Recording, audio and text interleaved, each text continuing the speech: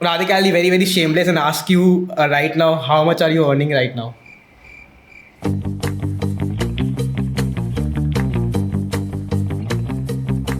For all those who don't know, Radhika scored a 770, and I think that's 99%, 99.xxx percentile on the GMAT. Like I said, I think the number one thing that ended up working with me for me was I was very much in the zone of studying. So is 3 months an idle or is it idle only for you? Like, what is the typical duration? No, that's nothing like that. I think the first decision that most people will come across is कि coaching लेना है कि खुद से करना है.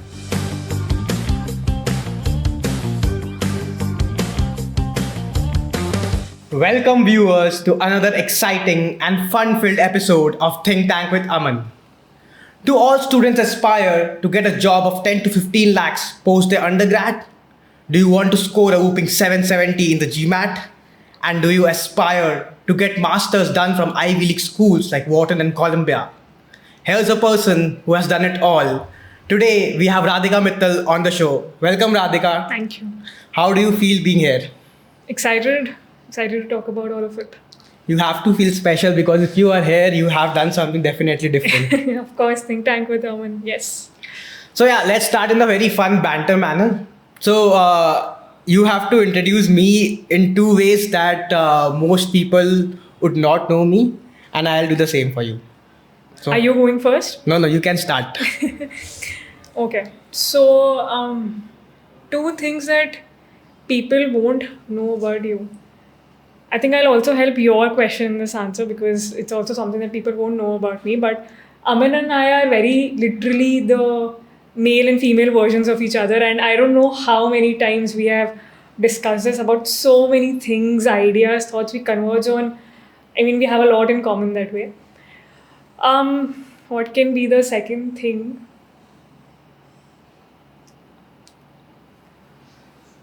Second thing I think is that Aman is a big sugar junkie.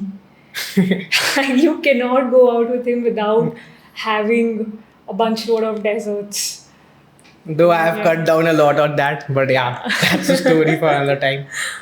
For Radhika, I think when I was thinking about this, I think most people, when they have achieved some things professionally, people think that they ignore the personal aspect of it. So Radhika is a very, very family-oriented person. That's one thing that I particularly liked about her. And secondly, she has been a consistent performer throughout her life. So starting from school to college to corporate and everything else. So she has been a consistent performer throughout. And so when we talk about consistency, Radhika, why do you think 10 and 12 scores are important? Because parents nowadays hover a lot on their students, like kids कि 10th में अच्छा score ले आओ, 12th में अच्छा score ले आओ तो life set है. So why do you think this is the case, and is it really the case? I think life set is the biggest myth that is promoted. Life kabhi it's never actually set. So I don't think that is the case, but I do think 10th and 12th scores are really, really important. And there are two ways that you can think about it, right? The first part is the outcome of it, what score you eventually end up getting. I think that is important because, everything leads to the next thing, right? So what score you get in 10th determines what school you go to for 11th and 12th, if at all you're changing. What score you get in the 12th determines what college you end up going to, and henceforth, right? Everything builds up. So I do think it is important. Getting a good score will definitely give you an advantage. But if you don't get a good score, I don't think it is a deal breaker. You will have enough and more opportunities to make up for it because we are hardly 17, 18 by the time we finish school. So I know so many people who were very average in school and are doing exceptionally well now. So definitely not the case. But this is about the outcome part of things. When we think about effort, I think makes a hell lot of a difference because especially I feel till 11th and 12th when you've chosen a specialization, right, be it science or commerce or humanities for that matter, there are so many fundamental basics that you're taught then that you really have to that really cement your foundation when you think about things going ahead. So even currently in my day-to-day job right now, when I come across something difficult that I'm trying to comprehend, right, so many times I catch myself figuring out what would be the journal entry for that. It's specific to commerce, but just getting that fundamental in place helps you really think from a first principle aspect. So yes, makes a hell lot of a difference. But I think with the NEP coming in and with now colleges taking entrance examinations, especially previously it was the hype around DU that if you want to get into DU, the Yeah. high score is a must. But Yeah. with now CUET coming in, do you think that pressure that students taken before 12 is it worth it? I understand the effort is definitely worth it. Yeah, absolutely. So, no, you're very right. I mean, like I said, I think the effort will always surpass the outcome. Even in my case, my outcome, at least for 12 board examinations, didn't go the way I expected it to. But things turned up the way they had to, right? So, I would definitely place effort over the outcome. Like I said, there are a number of opportunities to make up for it. But don't take those 2 years lightly, like, versus, like just put in the Got effort. it, got it. Yeah. So you got into SSCBS post your 12. So and for all those who don't know what SSCBS is, it's a very very new college. I think 7 to 8 years. Syed Sukhdev College of Business Studies, and it's one of the best and highly competitive undergrad business colleges. So Radhika, I'll be very very shameless and ask you right now, how much are you earning right now? I'm earning 16 lakhs. Oh, that's unheard of post undergrad. Like, I think the average, even for a top notch college like SRCC, was around 6 to 7 lakhs when I was there. So, how do students who aspire to earn that much post undergrad get there? What Yeah. is like a typical journey in the college? So for college, I think there are a number of, I think, two prominent ways by which you can go through if you're looking for getting a corporate placement after college. The first one, the most popular means is colleges coming to companies coming to your colleges through the placement cell. But that is the most structured manner to go about it. So there's a typical recruiting season for it. You prepare your resume and then you appear for it. There's also another way which you can go to, which is the off-campus route, in which you do like directly cold mail recruiters and just do your networking and get there, right? Maybe approach alumni who've been working in the companies that you're targeting and go via that route. But in everything that builds up to this is the actual like mechanism, the execution of it. But I think in terms of just preparing yourself for the role, it just goes back to just taking the years in college seriously, right? I mean, I agree that it's a time to explore and have fun, etc. But I think there's also a lot to be said about taking those years seriously for yourself, because in terms of the number of aspects that you can cover, there's academics for sure, right? You maintain your academics, you build those foundations. Second thing, that a lot of colleges, especially as a part of University of Delhi, will have these clubs or societies going on. I think participating in them also helps you build the knack for a lot of extracurriculars. Goes to show that you were active in college and that you cared about things around you, even if in terms of a lot of hard skill development, I think networking, just getting to know people around you, being in the realm of things, it helps that way. You can also participate in a lot of competitions.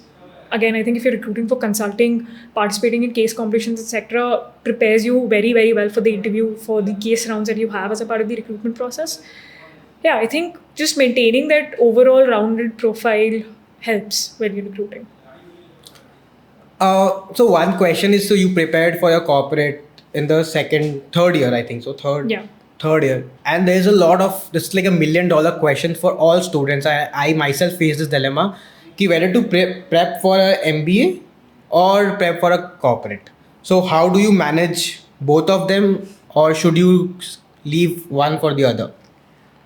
That's actually a very tricky question, and there's no right answer to it, because you have to. I mean, there's a lot of personal aspiration that goes behind it. But I think if you're considering MBAs via, you can do it via GMAT or you can do it via CAT. But I do think that both exams are better taken while in college, for the natural tendency that you are in the realm of studying things. When you're 3-4 years out of college, you're not into academics, and hence it becomes tough to actually go back to studying, which is a problem that you've heard so many experienced people talk about.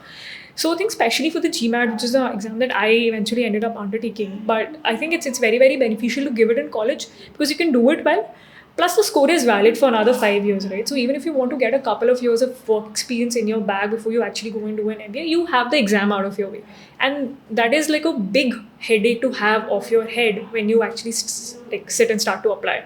But one thing here is key, multiple students, I have heard cases where multiple students like prepped for a year and did not score well in CAT or GMAT. Yeah. And that is where they lost their job security. So many go to these elite colleges with the hope that they'll get placed well. Yeah. And that is the only time when you can get placed, right? Yeah. So is that trade-off? So I think, the good thing about the GMAT is that I'm just talking about the GMAT, but maybe we'll also discuss CAT after this. But good thing about the GMAT is you can time it anytime. From what I recall, placement seasons usually start around August, September when our fifth semester is starting, right?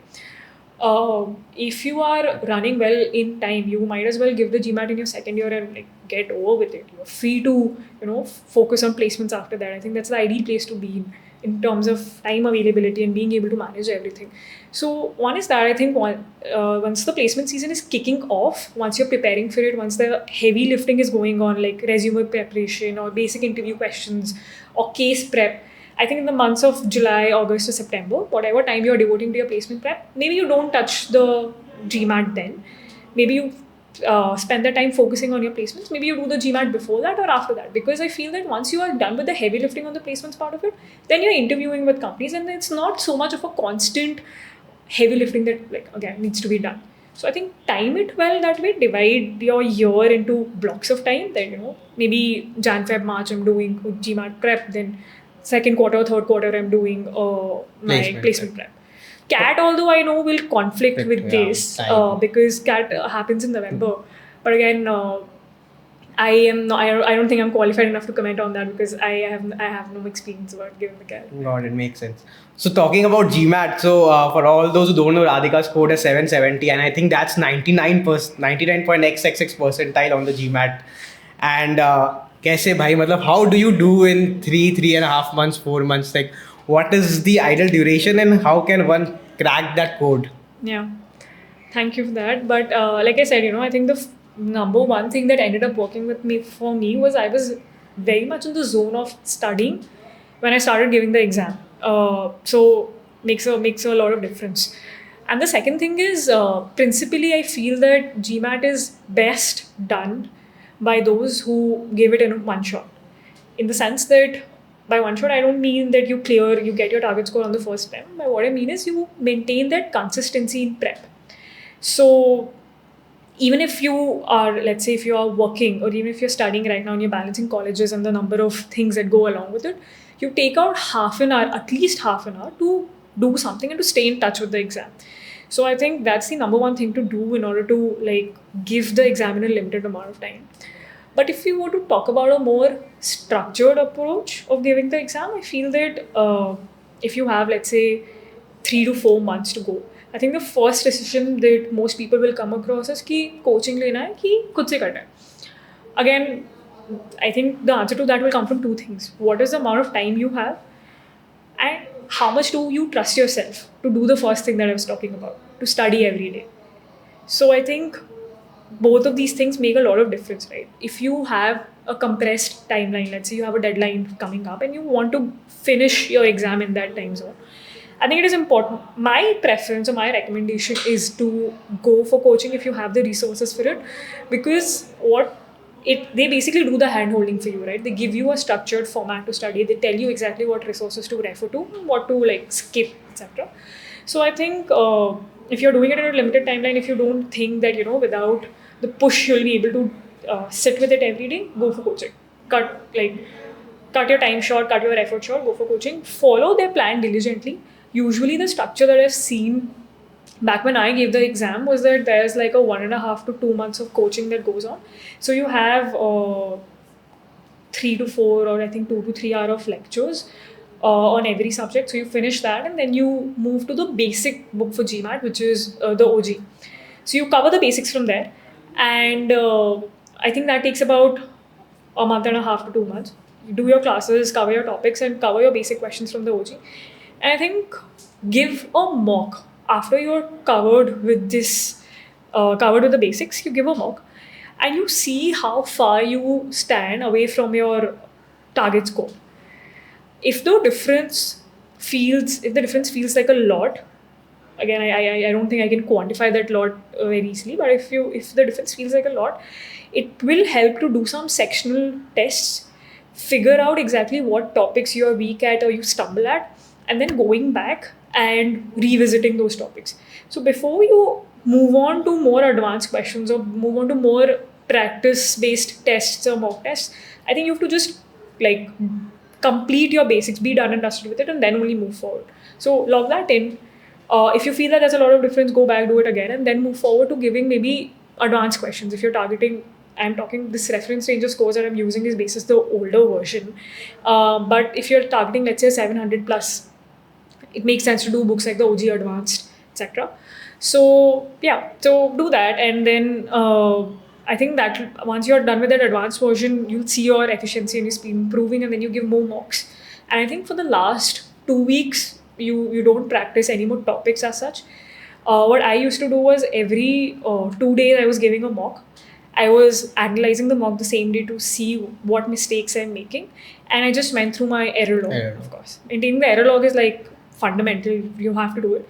Just maintain the error log, and truly, I think in giving any exam, I really believe in keeping the last 2 weeks really free for yourself to like just gain patience and parity with the exam and just level yourself with it. So I don't recommend any sort of like pushing or aggressive studying in the last 2 weeks. I just believe just take tests and calm yourself down with the exam. I also find, one thing that I see a lot of people struggling with on the GMAT is time management.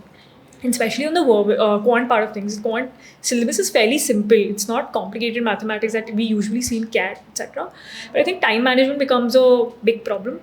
So I think what I've realized about the GMAT is that it's not an exam that you can, that let's say if you, I don't remember the number of questions, but I think that there are 30 questions, कि आप 25 write कर लो और आप 5 अगर last के 5 if you skip or you do it incorrectly because of time shortage, your score will drop. So you have to actually space out. Like if I had an option, I would do 4 right and 1 wrong, 4 right and 1 wrong, and save myself on the time and maintain consistency in the exam. So which is what you have to like.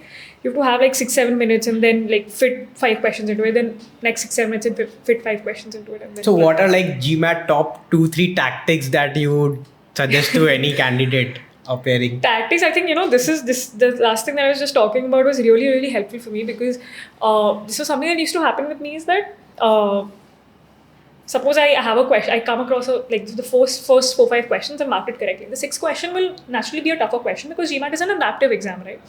So if the 6th question is tougher, you can spend 2-3 minutes or whatever X number of minutes on it and then fall short on the exam. Or you can just maybe what you can do is for every 5 questions, let's say I allocate 6 minutes.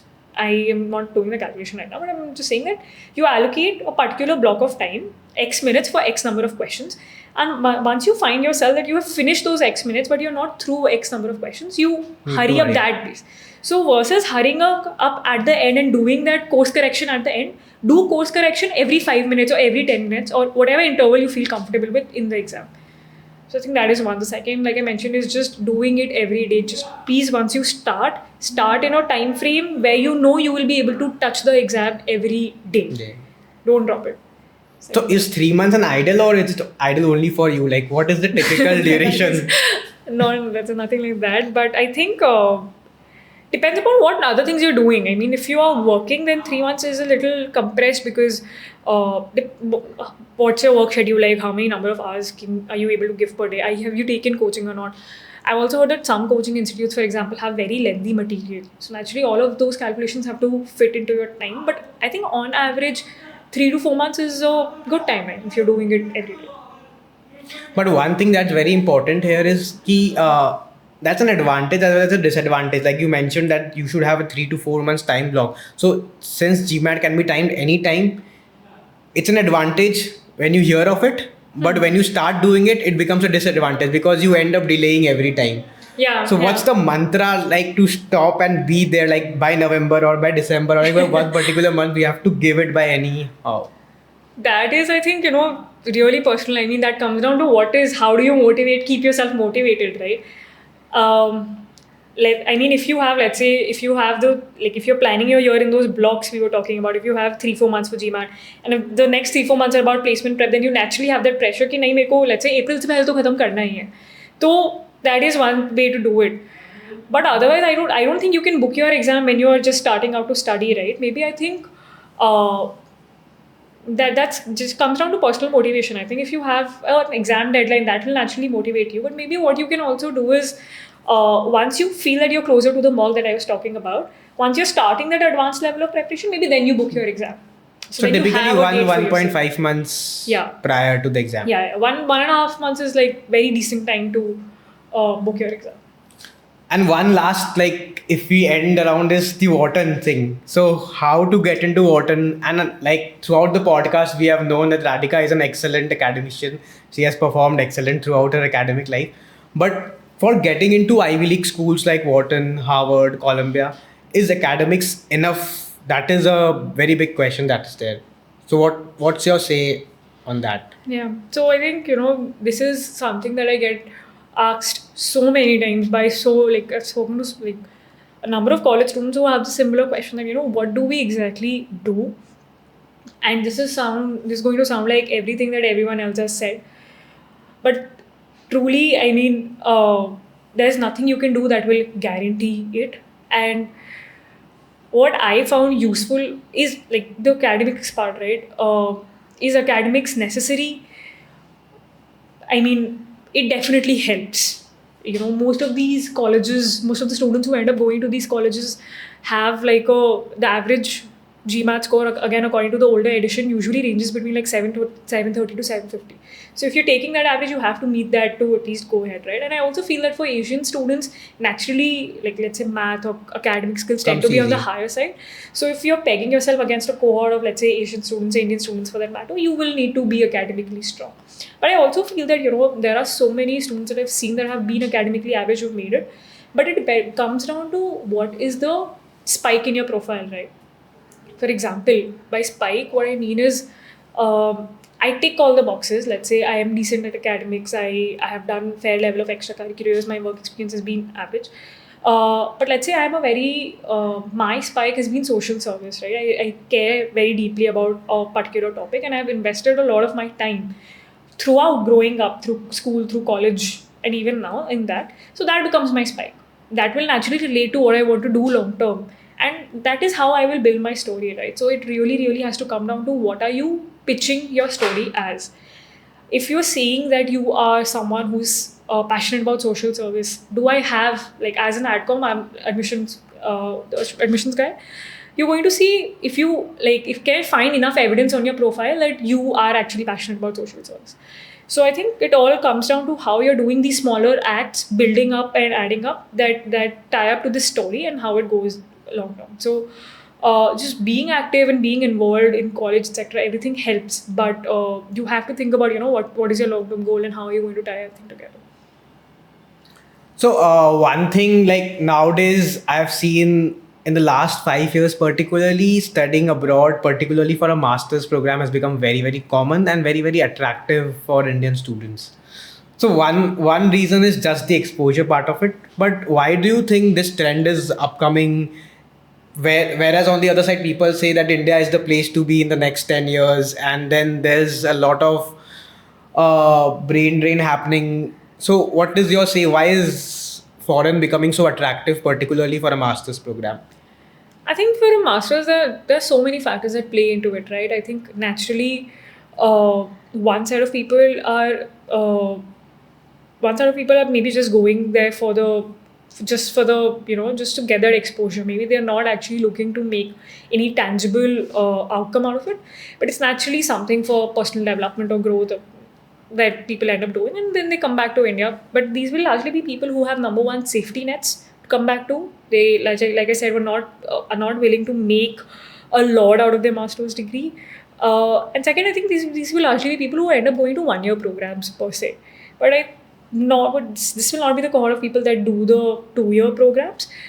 Largely for that group of people, I think the first thing is definitely the pay range, right? I mean, pay in the US or American market and the European markets are much, much better than they are in the Indian markets. And again, a common argument that comes against this pay scale is the purchasing power parity beat, right? But I think, that's something that's relevant for a person who's looking to stay abroad perpetually. But if you're someone who's willing to get that education, work for a few years, and then come back to India, then that absolute amount of money definitely makes a difference, right? What you're able to save in the US in a year, in absolute terms, will make a difference and will be much more than you'll be able to save in India over here. Of course, I'm talking about the average. But apart from that, the education system is also like much, much different. I mean, there's a lot of global exposure that comes in with it. There are a lot of these conversations. The kind of network you make it's very, very different. So I think that those are some major differences why people are opting for. So I think one is the ROI part of it with respect to payments, but nowadays I was recently listening to one other podcast by in the Beer Biceps, and there was a whole lot of talk about whether MBA is a scam or whether MBA should be done. So what are your 2 cents on that? So I have recently done my MBA from ISB and like you are on the verge of doing an MBA, right? So is an MBA really worth it? What's your take on it? I think, again, extremely, extremely subjective, right? Different career paths will necessitate an MBA or not necessitate an MBA. Largely, the career fields that I have seen, for example, previously consulting and now investments, I feel that an MBA becomes necessary to get progress beyond a certain role and to get that knowledge, because number one, it adds a brand, right? When you do an MBA from Ivy League colleges, it definitely attaches that brand to you and gives that's you a big that credibility. thing. That's a big thing. It makes you cross that bridge very instantly. For example, even right now, I haven't actually done my MBA yet, right? But just having that credential of having a deferred offer has made me cross a lot of bridges. So definitely helps you get traction. Brand goes a long way. So yes, if you're planning to work in the corporate, I think MBA may help. And network. I mean, as you progress higher in your roles, sales becomes an increasingly important part of your job, right? Be it consulting or banking or investments for that matter. So network goes a long way. I've heard so many of my seniors talk about reaching out to some of their batchmates or their seniors or their juniors. So makes a difference. You build that kind of network. And I feel maybe entrepreneurship, and maybe you will be able to comment on this better, but maybe entrepreneurship is not something that necessitates an MBA. But I feel that for a lot of corporate roles, an MBA goes a long way. I think with this, we can wish Radhika all the best for her Wharton MBA. And one thing that Radhika is yet to do is something around entrepreneurship. And I hope that something that is the only part left in her career trajectory. And so there's a book from my side called Let's Build a Company. I think it's one of the best books for entrepreneurship, and I hope you read it. Thank you. Thank you, Anand. And with this, thank you viewers for staying tuned till the end and looking forward to the next show. Thank you.